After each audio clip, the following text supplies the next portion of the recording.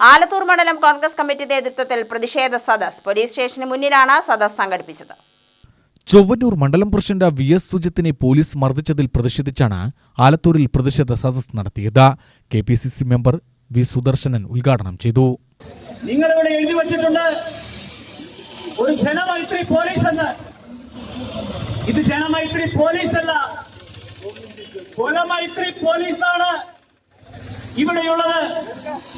ഇതിന്റെ പേര് ജനമൈത്രി എന്ന് മാറ്റി അവിടെ കൊലമൈത്രി എന്ന് എഴുതേണ്ട ഒരു അവസ്ഥയിലേക്ക് കേരളത്തിലെ പോലീസ് മാറിയിരിക്കുന്നു. ഒരു യൂത്ത് കോൺഗ്രസുകാരൻ എന്ന സുജിത്തിനോടുള്ള പക 4 കാക്കിയിട്ട കഴുകന്മാർ തന്നെ എന്ന് പറയാം. ആ കാക്കിയിട്ട് കഴിഞ്ഞാൽ ചില പോലീസുകാരുടെ വിചാരമുണ്ട്, ഞങ്ങൾ കാക്കിയിട്ടു, ഞങ്ങളാണ് ഇവിടുത്തെ ഏമാനന്മാർ, ഞങ്ങളാണ് ഇവിടെ എല്ലാ നിയമങ്ങളും തീരുമാനിക്കുന്നത് എന്ന്.